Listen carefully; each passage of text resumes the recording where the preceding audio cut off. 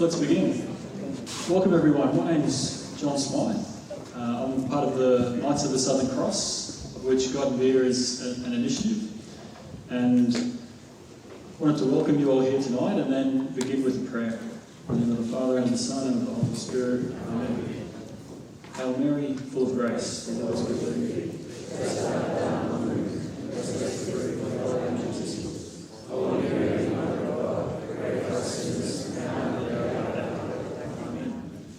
Saint Mary of the Cross McKillop, pray for us. Saint Thomas More, pray for us. In the name of the Father and the Son and of the Holy Spirit. Amen.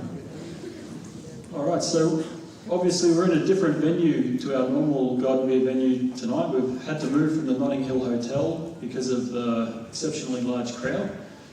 We were a little bit worried that there might be a riot because we don't have any beer tonight. We thought about changing it to God and soft drink, but it didn't have the same ring. So we're still calling it God and Beer, despite there being no beer. Sorry about that. Liquor licenses are hard to get, it turns out. So our speaker tonight hardly needs an introduction. Tony Abbott is one of the most consequential politicians that Australia's ever had. He served as Prime Minister for 3 years, well, the better part of 3 years, and had an enormous impact during his time in politics. He was well known for his leadership and dedication to principle. He was known as a conviction politician. And he was often known to speak about faith, which a lot of politicians are reluctant to do, but Tony had the courage to do that. So I don't actually know what Tony's going to speak about tonight, but I'm sure it's going to be interesting. Please join me in welcoming Tony Abbott.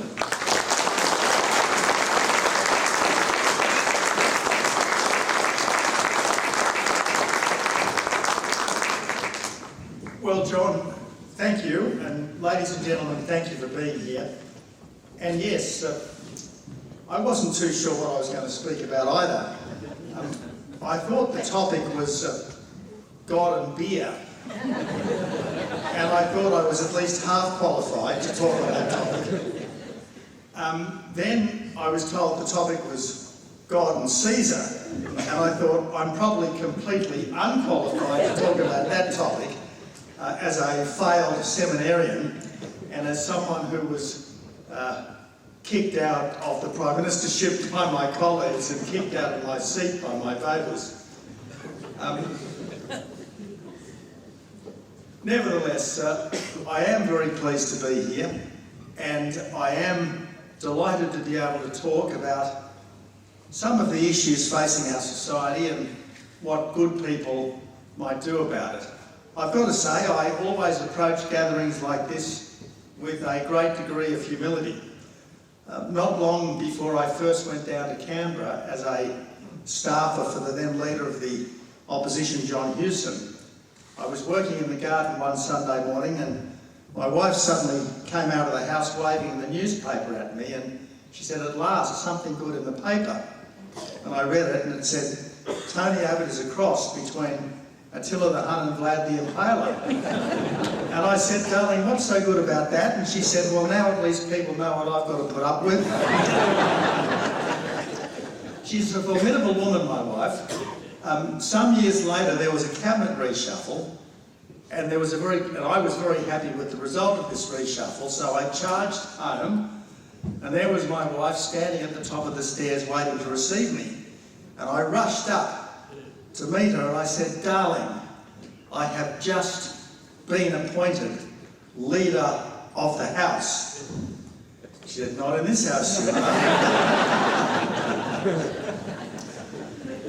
But look, I regard myself as very much a disciple of the late, great B.A. Santa Maria.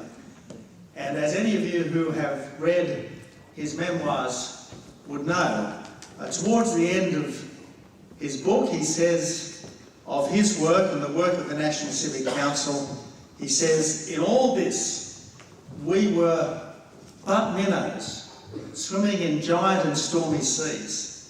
But then he adds, "Even the minnow must do what he can." And that's our challenge, to do what we can in these difficult times to make them better. And yes, they are extremely dispiriting times.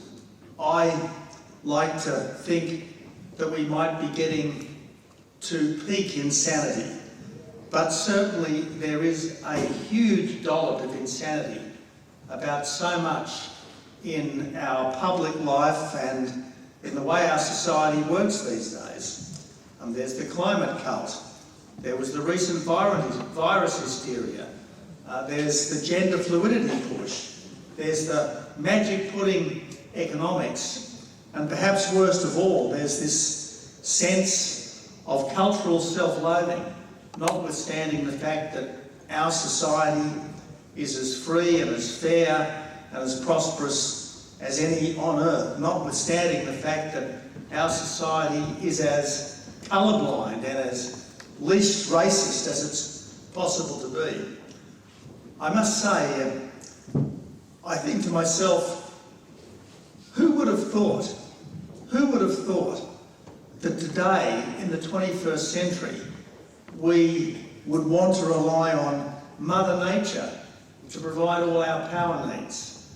Who would have thought that any serious person in public life could seriously think that intermittent wind and solar power could somehow power a modern economy that needs power 24/7? Who rationally would think that somehow the law can trump biology when it comes to saying whether someone is male or female? Who would have thought rationally that government can somehow meet every conceivable need by printing money or quantitative easing, as they call it? And who would have thought that the best way to deal with a disease was to hide under the doona for the best part of 2.5 years? Yet this is the lunacy. These are just some of the lunacies that we have to deal with today. And the worst of all, I think, is the fact that the Western democracies, which, as I said, have been responsible for creating the best times in human history, the Pax Americana, under which people have been more free, more rich, more safe, and more justly dealt with than at any time in human history. The Pax Americana is now under horrific challenge from dictatorships on the march, whether it's the militarist dictatorship in Moscow, whether it's the Islamist dictatorship in Tehran, or the communist dictatorship in Beijing. Our countries, Australia and our like-minded countries, are under challenge in a way unknown for almost a century.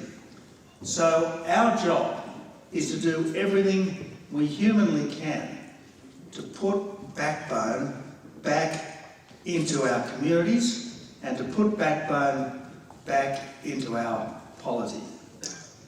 Now, most of us here are Christians, and we're all familiar with the biblical injunction, that wonderful Christ-like wisdom to render unto God the things of God and to render unto Caesar that which is Caesar's. That was what the good Lord told us. But in rendering to God what's properly his, that doesn't exempt us from doing what we can to make this world better than it currently is.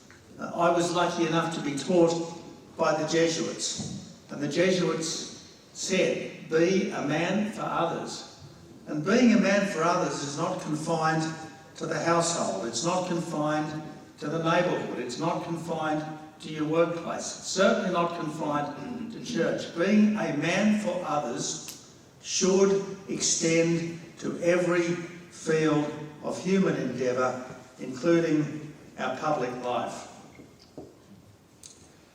You know, these days there are some people who talk about the Benedict Option. There are some people who want us to retreat to a kind of fortress of faith, to give up on a fallen world And I can understand that, because so often you look around, you see families disintegrating, you see societies that no longer know what they believe. I can understand the urge to retreat. I can remember saying to the late great Cardinal Pell some years ago that maybe it's back to the catacombs. But I didn't mean for a moment that we should retreat. What I meant when I said that to my friend the Cardinal was that the world would want to drive us to the catacombs. But instead of retreating, instead of, I suppose, accepting defeat, that just means that we should be stronger in our faith and braver in its expression, even in public life. Yeah. Now, I don't say that decisions in this secular democracy of ours should be made on the basis of faith rather than reason. But I do say that this society of ours has always been based on a foundation of faith. On the corner of Hunter and Castlereagh Streets in Sydney, there's a beautiful monument. Small, compared to the skyscrapers that now surround it, but incredibly significant because that monument commemorates the first sermon preached in this new world. And the preacher, the Reverend Richard Johnson, took as his text, "What can I render unto the Lord for all his blessings to me?" Now just imagine, back in February 1788, the first fleet had arrived, 1,500 souls, most of them prisoners, the rest of them probably scarcely less bewildered guards, transported halfway around the world to a place they'd never known and could scarcely understand, and yet the first sermon preached in this land, "What can I render unto the Lord for all his blessings to me?" Faith and optimism, they were the foundations of this settlement, and they should still, to this very day, be at the heart of our country. I am confident that for all the faults of our current polity, for all the weaknesses of our present political parties, they will be vastly better if there were more people of conviction, more people of deep faith in them. As I said earlier, one of my earliest and best political mentors was the late great B.A. Santa Maria. And B.A. Santa Maria had one fundamental message that he would give to everyone who would listen: join the political party of your choice and make it as good as it possibly can be. So that's my message to you, in fidelity to that great mentor of mine. Please join the political party of your choice and make it as good as it can be. Yes, you want your parishes, you want your churches to be as good as they can be, but no less important is making our polity as good as that can be, and that is best done through the political party which best represents your fundamental values and instincts, or perhaps least fails to represent your best values and instincts. Now, I've got to say that I'm very indebted to John Smythe for inviting me tonight, and I'm just about to sit down and take a few questions, but I am very indebted to John for his invitation. You know, he originally said that I was being invited to spirituality in the pub. Now I discover that what I'm actually being invited to is a meeting of the Knights of the Southern Cross. And yet, what better subterfuge for a secret society than to disguise a Knights of the Southern Cross meeting as spirituality in the pub. Thank you very much. Tony, I'm going to abuse my privilege as the MC to ask the next question. I'm a school teacher myself, and I've got a real passion for classical Christian education. I'm part of a movement trying to help it grow here in Australia. It's huge in America, but quite small and new here in Australia. And I know you recently gave a speech in the USA at the Great Hearts Institute to a classical Christian education conference. I'm really interested to hear your thoughts on classical education and what you would like to see happen with it here in Australia. Well, thank you, John. Look, I did go to America early in the year to talk to the National Classical Education Conference, and I was invited to this conference because a wonderful young woman who'd worked for me as Prime Minister, gone off as a Rhodes Scholar to get a doctorate, worked briefly as an academic in the United States, and now she's helping to run these great arts academies, 40 schools with a rigorous classical curriculum scattered around the Sunbelt states of the United States. And there are others doing much the same thing. Probably something like 5% of young people in the United States are currently being educated in these classical schools, and that number is growing all the time. And I think it'd be really wonderful if we had more of that here in Australia. Some years ago, in 2008, when I was the Shadow Minister for, amongst other things, Indigenous Affairs, I decided that in my time in Parliament, I visited dozens and dozens of Aboriginal communities, but I hadn't spent more than about 12 hours in any of them. And so I rang up Noel Pearson and said, look, Noel, would I be able, if sort of sponsored by you, to go and spend a few weeks in a remote Aboriginal place, not just as a tourist, but as someone who was trying to be at least useful. So my first stint was to be a teacher's aide in the school at Cowan in Cape York, a place of about 300 people, mostly Indigenous. And honestly, it was such an eye-opener. The teacher in this Year 8 class was straight out of Teachers College, and these unruly kids basically destroyed her every day. They destroyed her every day, and I was there attempting to help, but it was pretty difficult given that she was expected, under these crazy modern theories, to prepare an individual class every day. Imagine it, having to prepare a 6-hour-long class every day on your own. Impossible. And the result was just utter and complete confusion. Well, a few years later, Noel had put in place, with some help from, by that stage, the Abbott government, a program called Good to Great Schools, which was all about explicit instruction, highly scripted, very, very, very heavily programmed, a bit like the old multiplication tables that most of us can remember, only the same kind of sing-song routine would happen in just about everything.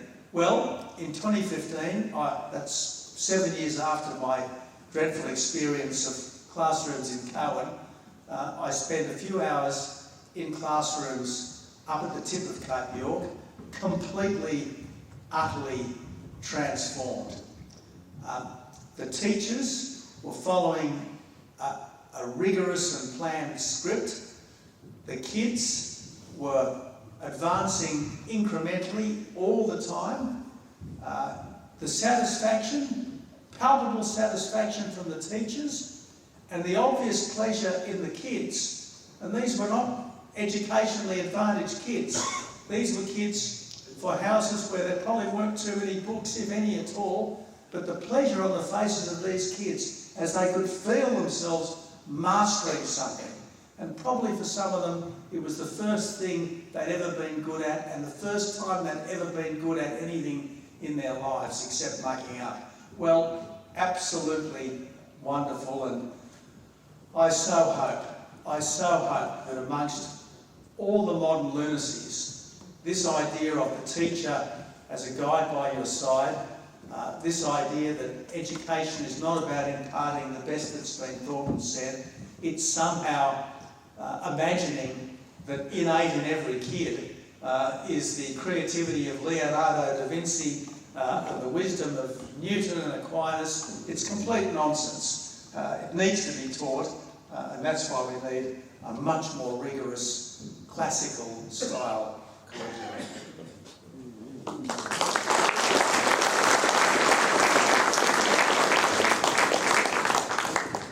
Thanks so much, Tony. That was awesome. I know I can call on you when we try and get a classical school started here in Melbourne now. You knew, well, the late, great Cardinal Pell and stood up for him when he was unjustly convicted, even visiting him in prison when it was extremely unpopular to do so. I'm sure you would have you received a lot of criticism for that at the time, even though it's since been vindicated. Could you tell us what Cardinal Pell meant to you and to the Church in Australia?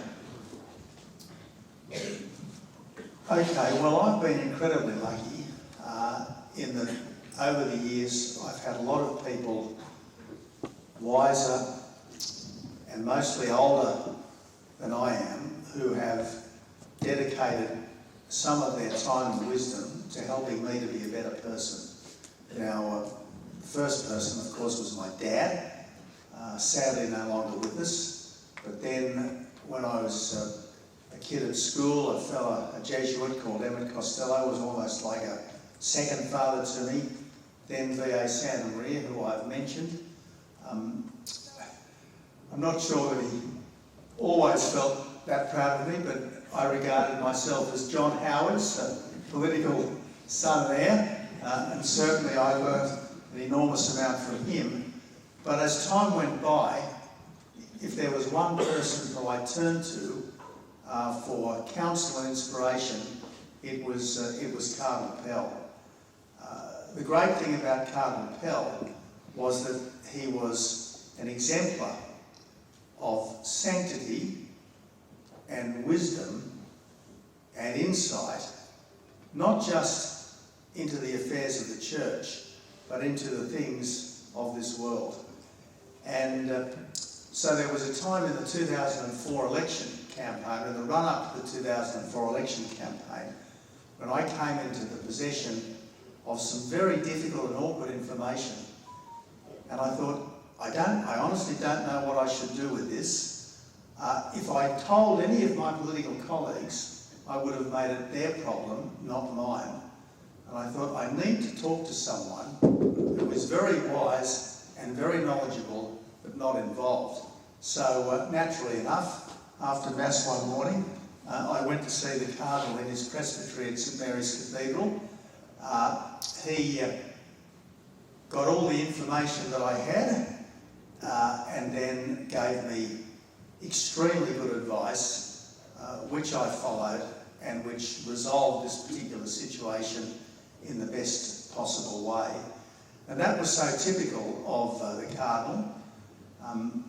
If you had a problem and you took it to him, he would do his best to help you, not just by offering to pray for you, important though that is, not just by giving you the party line, as it were, about that we all know already, but by attempting to give you something which is realistic and practical in the actual difficulties of the day. So I regarded him as really as good as any man I've ever known, and to this day I miss him.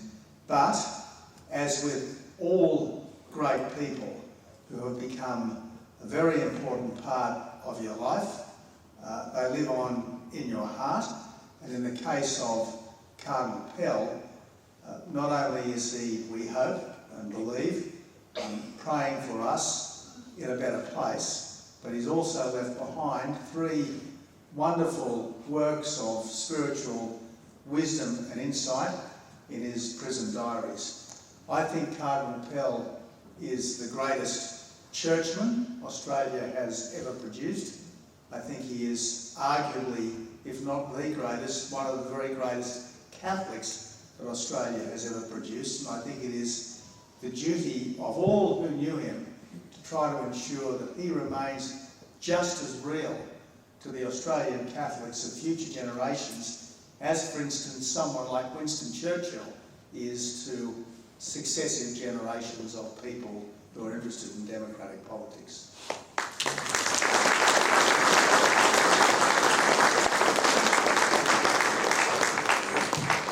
This questioner asks, you're a surf lifesaver, firefighter, former PM, a force of nature to do all of those things concurrently. What drives you and what's next?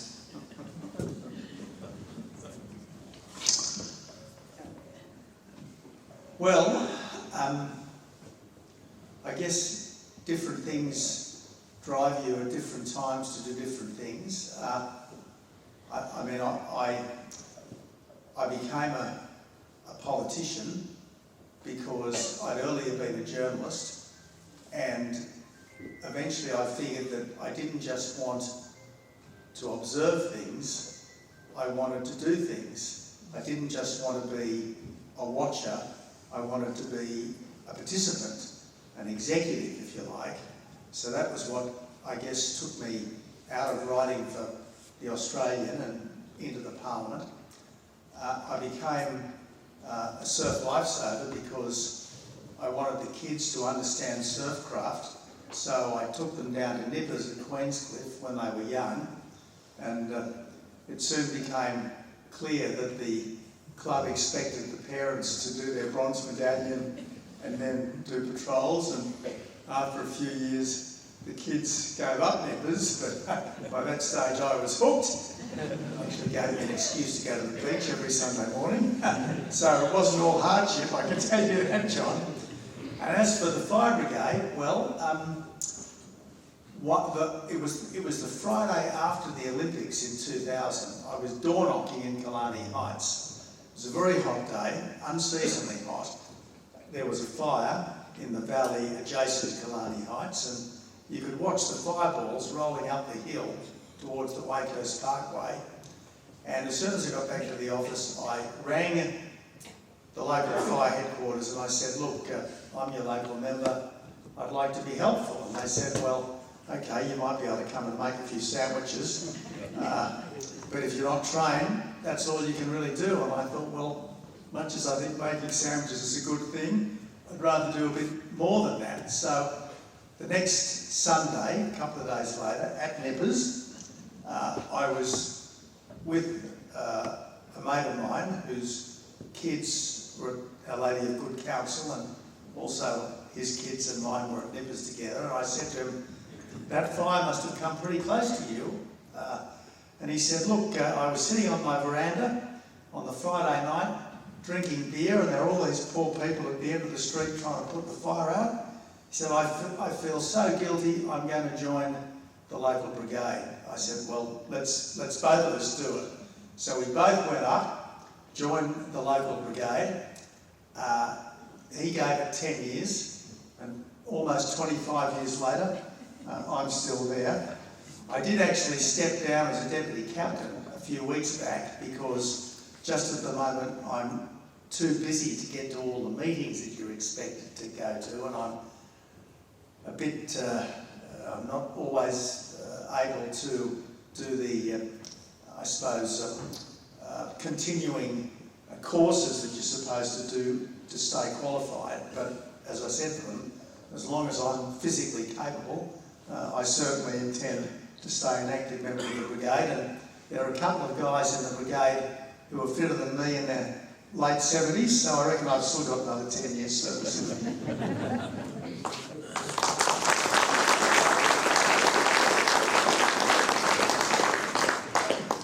This question asks, to what do you attribute the insanity? I think it's referring to the insanity that you kind of catalogued earlier on, you know, all the crazy things we see happening, especially in Anglosphere countries, so America, England and Australia. To what do you attribute that kind of craziness? Well, that's a really good question. I suppose before we get too depressed about these times, we probably should recall that there have been better and worse times in our history.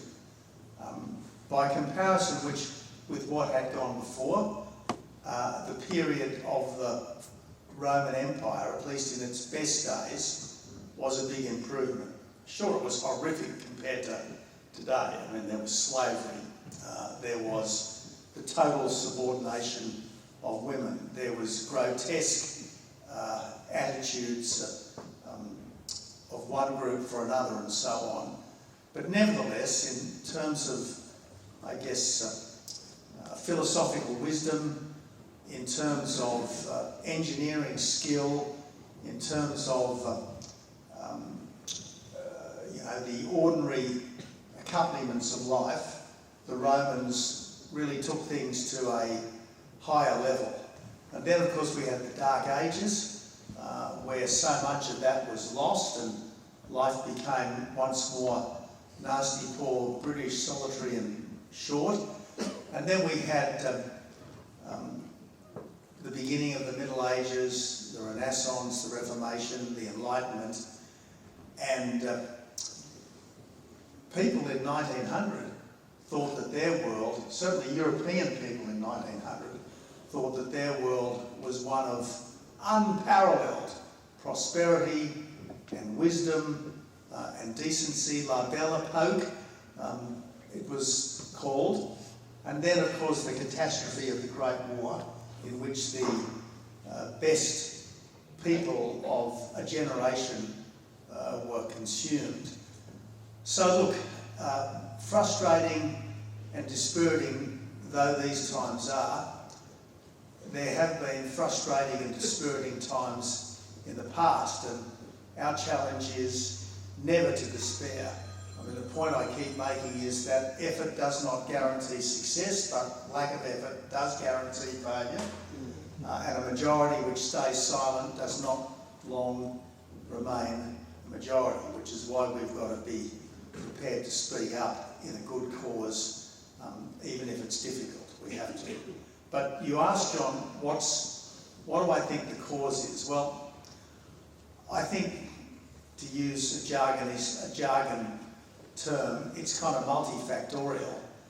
But if there's one thing that I would point to as the biggest single difference between these times and all the times that have come before, is that until a couple of generations ago, the vast majority of people in countries like ours were believers. Yeah. Now, they might not have all been of the one true faith, as it were. They might not have been particularly convinced. They might not have been very virtuous in the way they lived their lives. But nevertheless, they were all, in a sense, or nearly all in a sense, believers. They knew the gospel stories. They knew the rudiments of Christian teaching. They believed, however sceptically, that there was something after this life, that death was not an extinction, it was a transition. Far fewer of us believe that today. And look, if faith is a gift, some of us have it, some of us don't. Even those of us who have it, I think the faith waxes and wanes. Mother Teresa is said to have told people that for her the dark night of the soul could last for years at a time. So even the best of us can go through bad times. But this is the first period where a large percentage of the population haven't just lost their faith, but young people lack even Christian knowledge. Even Christian knowledge. I mean, how many people going through state schools today, anywhere in Australia, are getting any familiarity with the gospel stories, the parables? Quite rightly, we are expected to honour the dreaming stories. We are expected to take seriously Indigenous traditions, and yet the traditions which have shaped our world, completely shaped our world, the traditions without which our modern world is unimaginable, well, they're treated with casual contempt and disdain. So I reckon that if there's one thing that really needs to change, at the very least, we need to try to familiarise people with the greatest stories on which our culture is based, starting with the New Testament.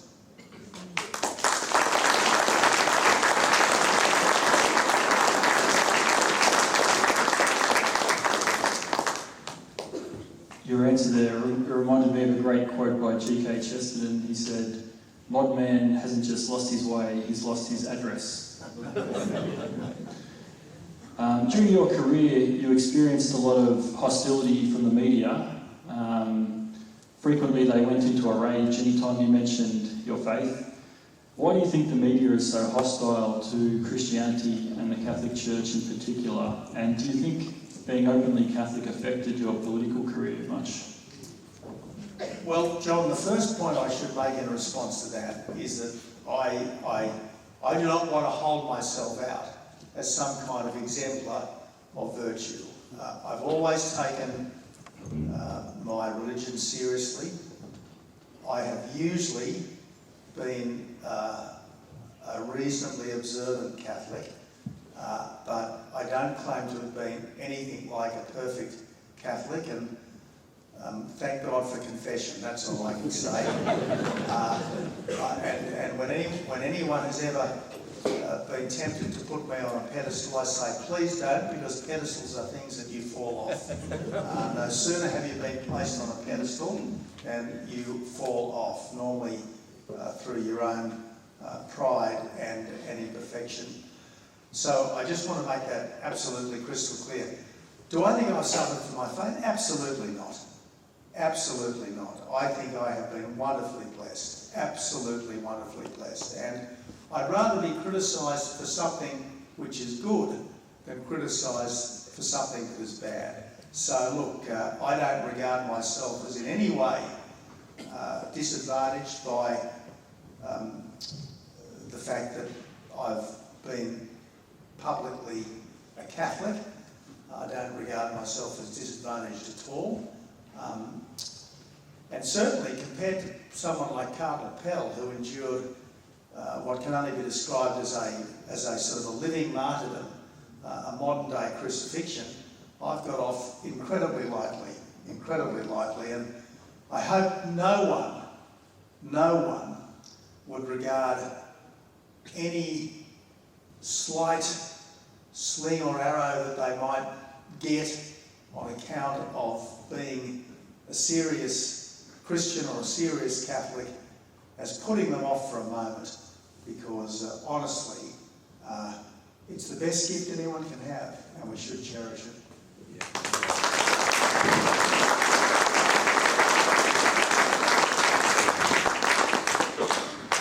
Could you tell us a bit about what feeds your spiritual life? Are there any prayers that you like to say, maybe books that have inspired you, saints that you turn to for inspiration?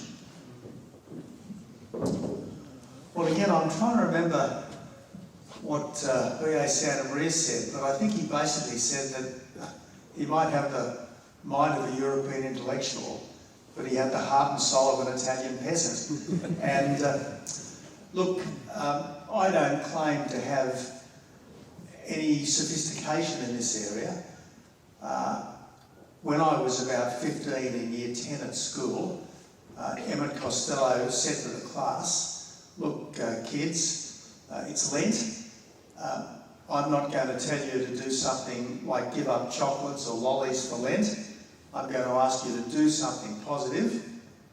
There's daily mass every day in the school chapel. Why not, for Lent, coming along to that, as opposed to the weekly mass that was compulsory? And I thought, well, that's a good idea. So I went to daily mass for the duration of Lent. I got so much out of it that I thought I should just keep doing this. So for the rest of my time at school, other than very occasionally, I would go to Mass every weekday as well as on Sunday. And naturally enough, in one's sex, drugs and rock and roll period at university, these disciplines slipped somewhat, but not entirely. I tried to go to Mass a lot in those days. Gets a bit harder when you've got young kids, but when I became a Member of Parliament, when Parliament was sitting, I would go to St Christopher's for the 6:45 Mass most days, certainly Tuesdays, Wednesdays and Thursdays. I don't sound as good as that today because I don't have the same routines, but I still think that in terms of one's spiritual life, the best foundation is mens sana in corpore sano, a healthy mind and a healthy body. So exercise every day, try to get to church as often as you reasonably can, and whatever you do, don't forget to say your prayers at night. I'm still very good at that, and I usually find that after about the 7th or 8th Hail Mary, I'll drift off to sleep. That's pretty good too. As you get older and start to become a bit insomniac.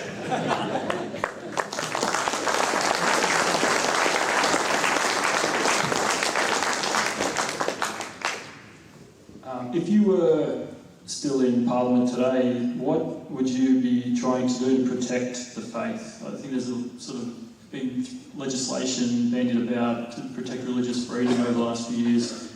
I guess where do you think that needs to go?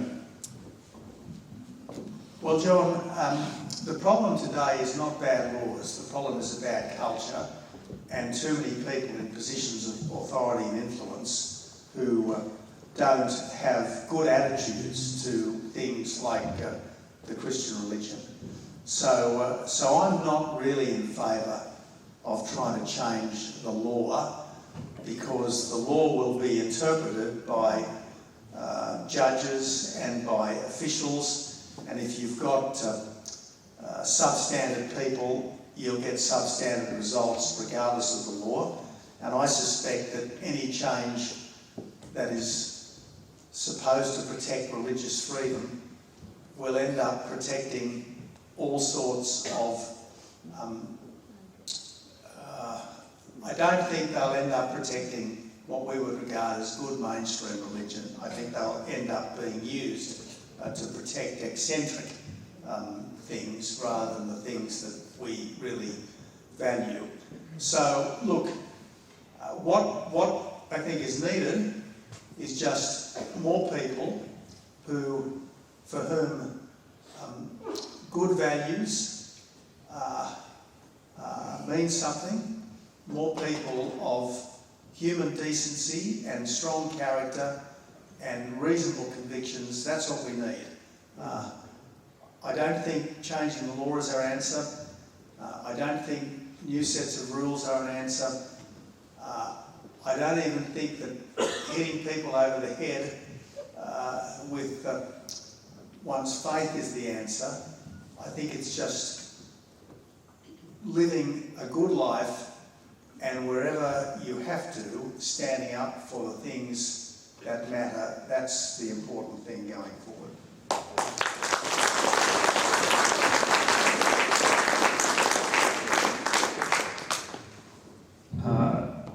You gave a magnificent speech a couple of years ago alongside Professor Jay Bhattacharya from Stanford University, the IPA, and you talked about the problems with the way our government handled COVID. Interested to hear your thoughts on how, maybe to restate those issues that you saw, and how you think the church could have responded better. Yeah, well, thank you, John. I'm pleased someone recalled that talk I gave at that particular event. Look, I was not as unfortunate as you Victorians, because I lived in New South Wales, and while the virus hysteria was bad in Sydney, it was just diabolical here in Melbourne. I mean, you guys were locked up. Was it 6 times? One of the lockdowns went for almost 6 months. I can remember, I think I was with Kevin down the back. We were at a restaurant having lunch one day, and all of a sudden we were told by Katerina, the restaurateur, that the joint was being locked down from midnight, and she was going to toss out all the food that she'd bought for the weekend's trade and all that kind of stuff. And I thought, well, I better get myself to the airport and get on a plane as quickly as possible to get out of, Danistan.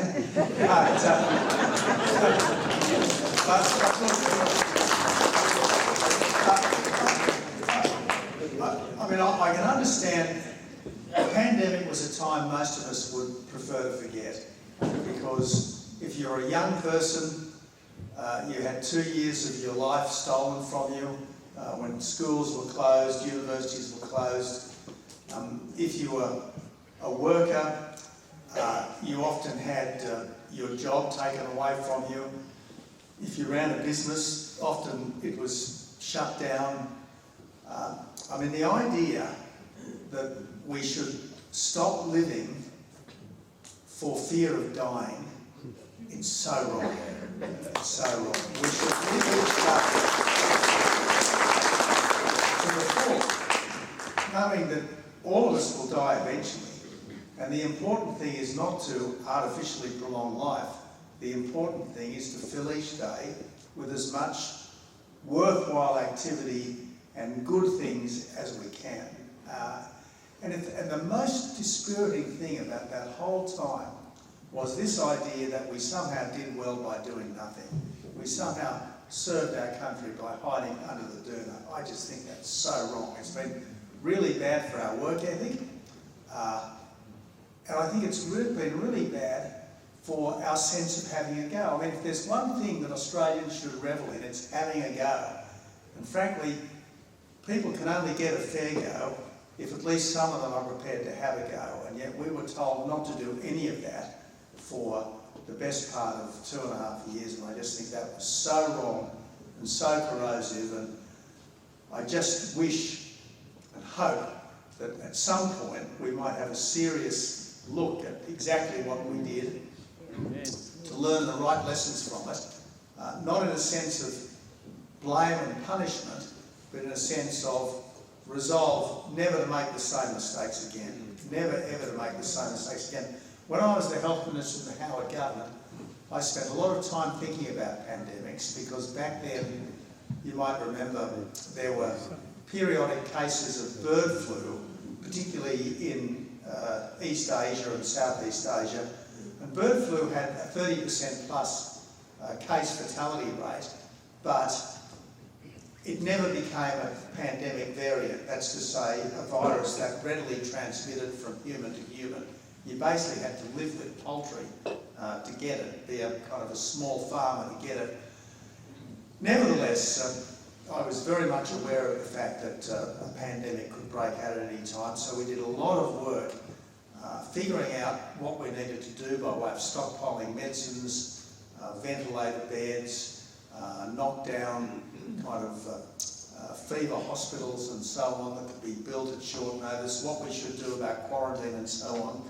And the essence of the pandemic plan that was put in place was, yes, there would be a period of strict quarantine on the borders to slow the arrival of a pandemic disease in this country, but that wasn't to keep the country locked down or people locked out or locked in for very long. It was to give us the time needed to prepare the health system and to take measures to protect the vulnerable. And I mean, invariably in this situation, the vulnerable are the very old and the very sick. Instead of following the pandemic plans that have been carefully prepared and refined over the best part of 2 decades, in panic, just about every country adopted the Wuhan plan, which was to lock everyone up in the thought that the thing would go away. Well, you can't uninvent these things once they're here. You've just got to live with them as best and as bravely as you can. The only country, in fact, which stuck to the plan was Sweden and some American states, but Sweden was the only country that stuck to the plan. Health-wise, they were middle of the pack, but life-wise, they were absolutely top of the class, and it's a pity we didn't all have the same fortitude.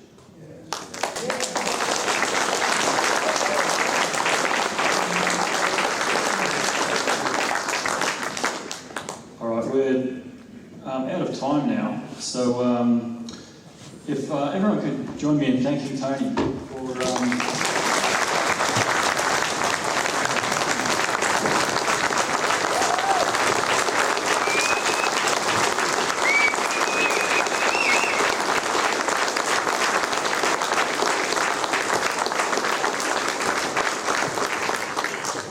thanks everyone.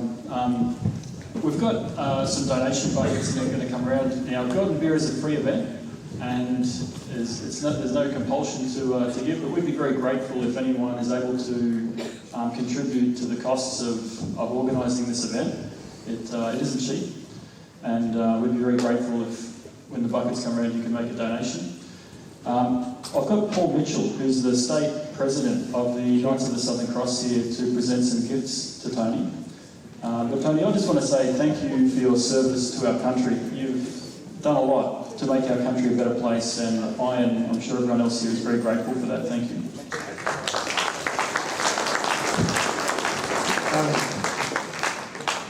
We are all very grateful, and we applaud you for coming and spending your time with us. We've gained a lot, and for that we are grateful, and I do have a small token of our appreciation. But, thank you very much.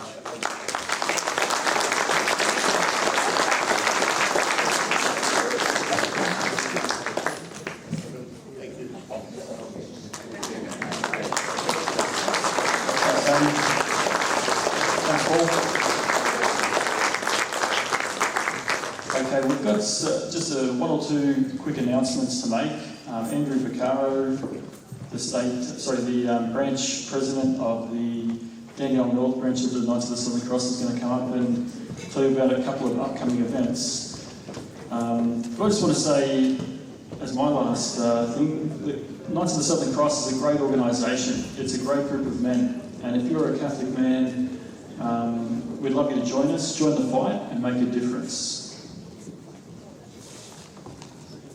Thank you very much, John. Now, I kind of know what it's now. I feel like I know what it's like for the band that played after the Beatles when it's on the Ed Sullivan show. So I hope I don't disappoint you all. I just had a few items to promote, announcements and events that are coming up. So first of all, thank you very much to our former Prime Minister, the Honourable Tony Abbott, for blessing us.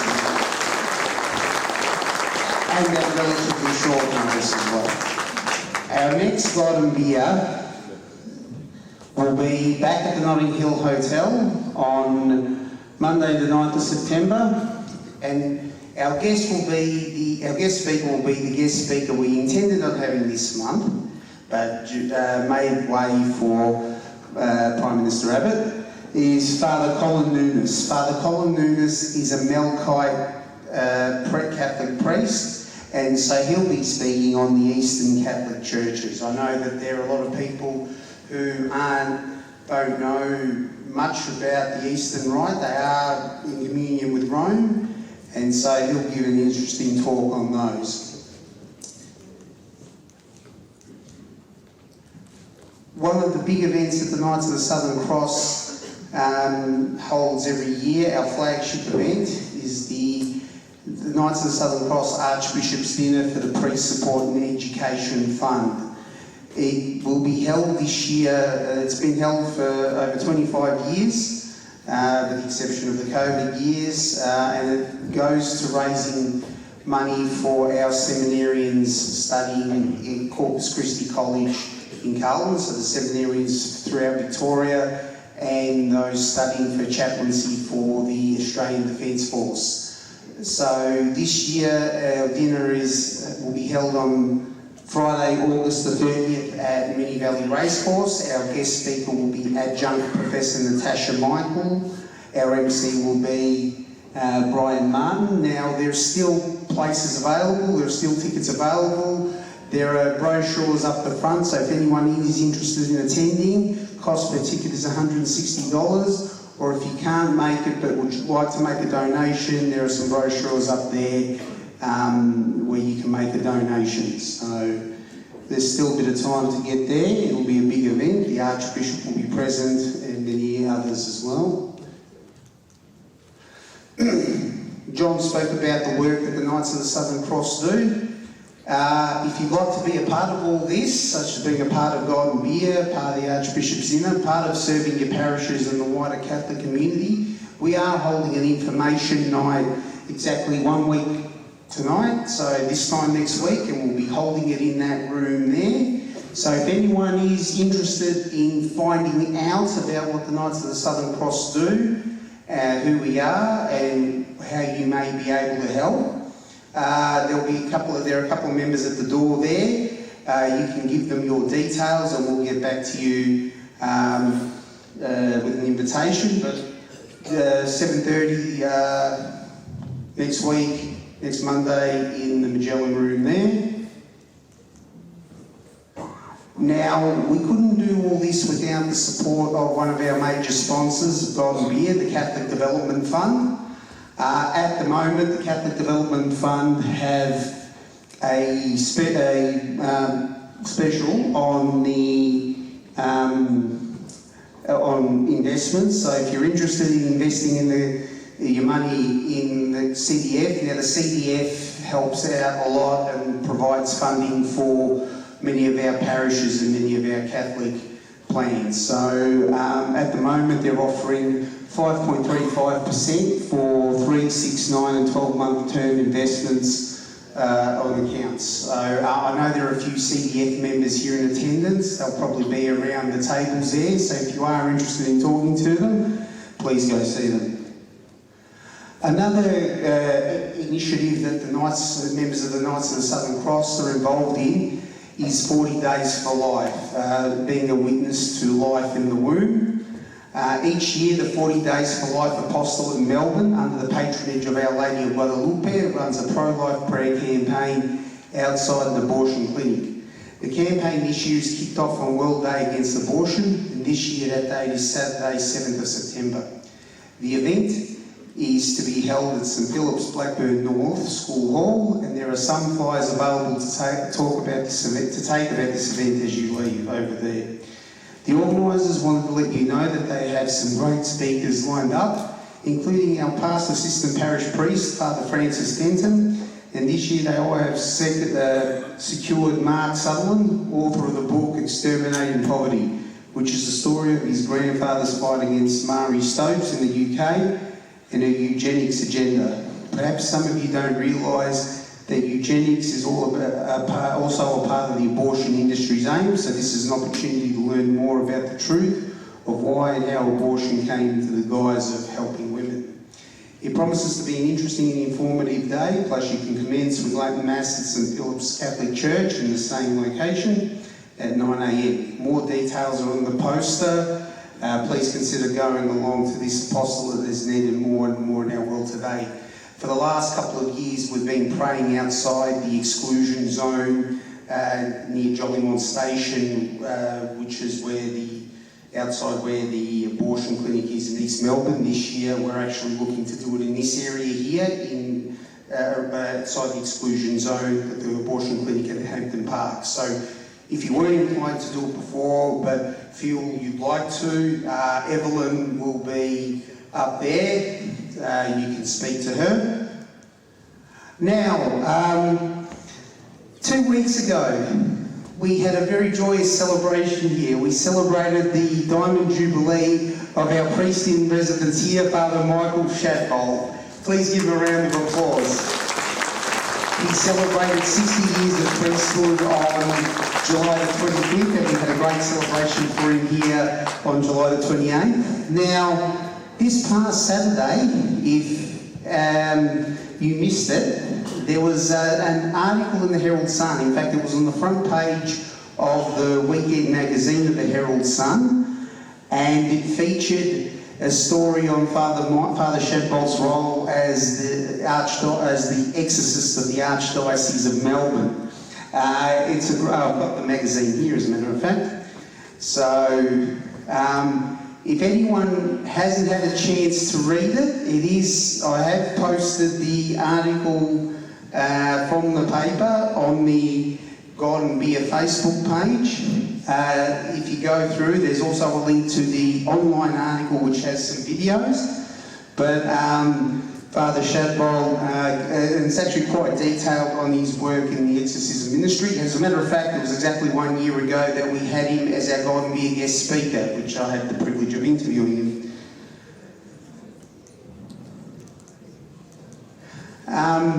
One other thing, here at St Gerard's, we will be celebrating our feast day celebration in this room on Sunday, October the 20th. So if anyone is interested in attending, we'll have Mass at 10:30 followed by lunch here. Also, I know Divine Renovation team is there with material if you wish to purchase it. So thank you very much to Divine Renovation for their attendance tonight. And Goenbe is accessible on those platforms: Facebook, where you can keep up to date, X, formerly Twitter.